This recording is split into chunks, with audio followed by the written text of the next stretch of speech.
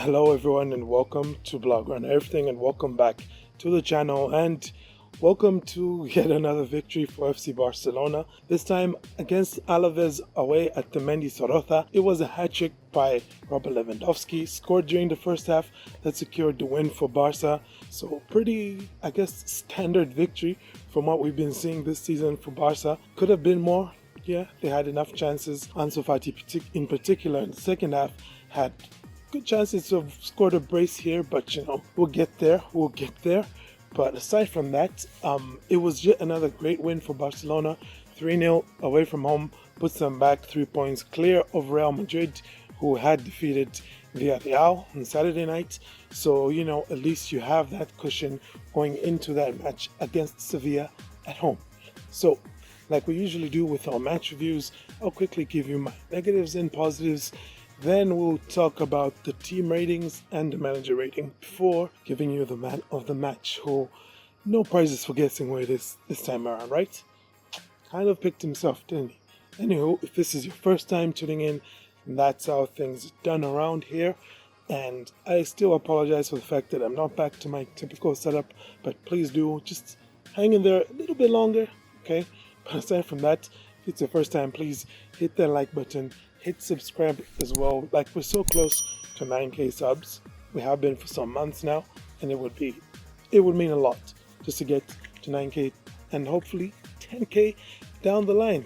Anywho, let's get straight and talk about those negatives and positives. And I'll start with the negatives, of which there's really just one this time around, and it had to do with a bit of a worry, I would say, in the goalkeeping department.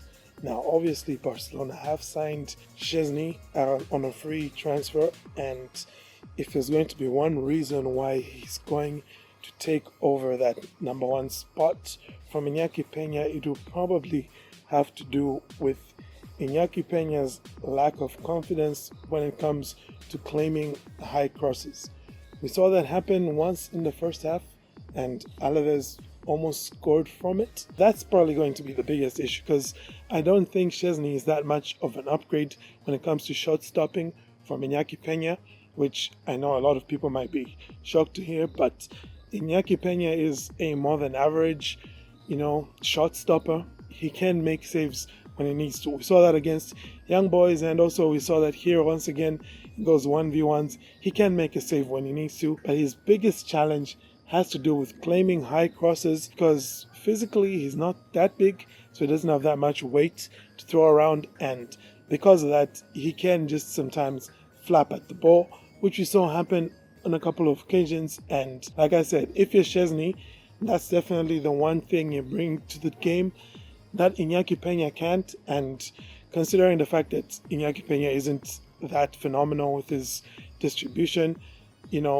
it's probably about the same level as Szczesny's distribution. Szczesny isn't good with that either, but he'll give you the shot stopping and those high claims on the crosses, which even for Ter Stegen, to be honest, are a challenge. So that's going to be the one area where Szczesny might probably get in, and that's basically my only negative from this game. So moving on from that, let's talk some positives, and the first one has to be that offside trap. I mean, Alaves were caught offside, I believe, a total of about 12 or 13 times in this game. They scored on 2 occasions and they were caught offside as well. So this game could have probably ended 3-2 in a world where Barcelona's offside trap isn't as good as it's been.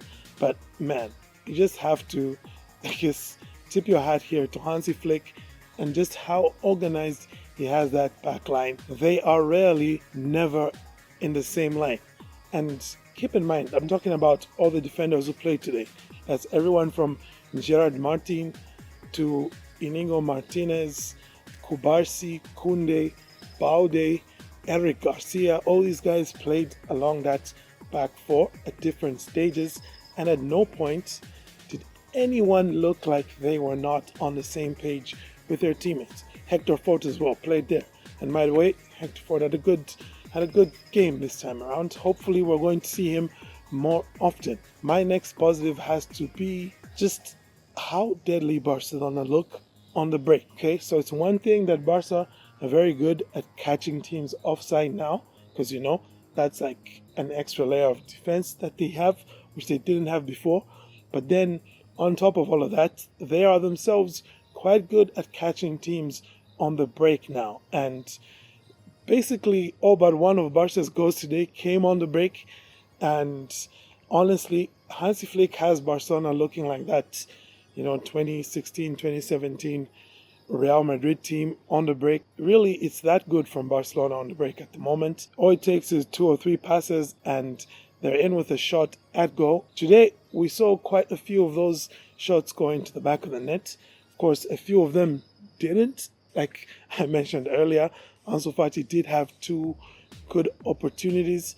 But aside from all of that, I think it's impressive the way Barca is playing on the break right now. And that's going to be a very important tool to have in their arsenal, because not only can they break teams down with passing sequences, like we saw, that first goal against Young Boys, but they're also very good at catching teams on the break. And by the way, just hats off to Rafinha on that second goal. The assist was good, but it was that touch he took to just get away from the defender, which was just, chef's kiss.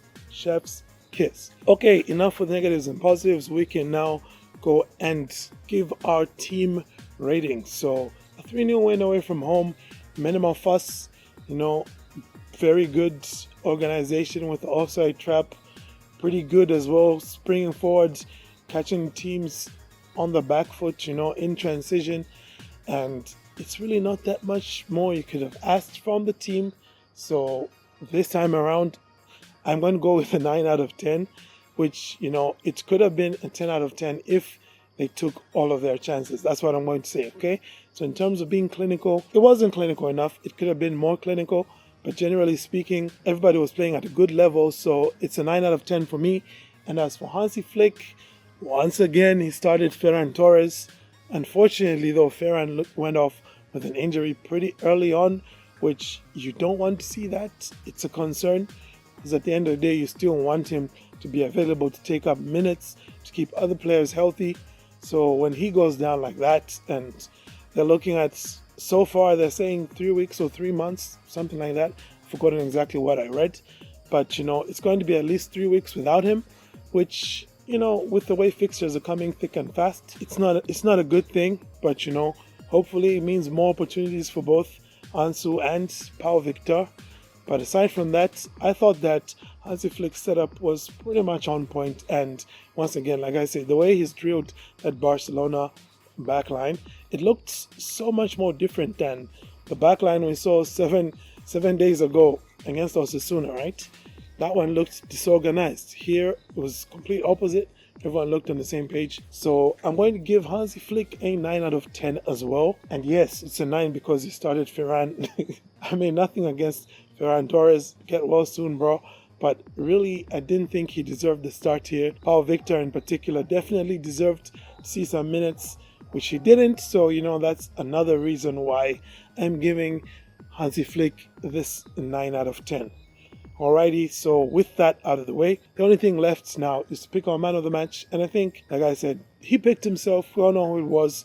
Scored a hat-trick in 25 minutes. Robert Lewandowski, hats off to you. This man seems to have taken criticisms against him personally, okay? I am going to admit the fact that I was one of those who criticized his inclusion in Barcelona's squad for this season and the fact that Barca didn't try to trade him off and get somebody else. And he is honestly, making me eat my words, which I'm happy to say. But, what a performance it was from him as well. And hopefully we get to see more of the same after the international break. Hopefully he stays fit. But yeah, Robert Lewandowski, definitely the man of the match. Though, shout out here to Rafinha, who got 2 assists and could easily have had 3 on the day. But, that wasn't to be. But yeah, man of the match, Robert Lewandowski. That is basically that, ladies and gentlemen. Let me know your thoughts in the comments of the match and what you saw. But aside from that, I thank you all for tuning in. Do have a great day, and Forza Barca.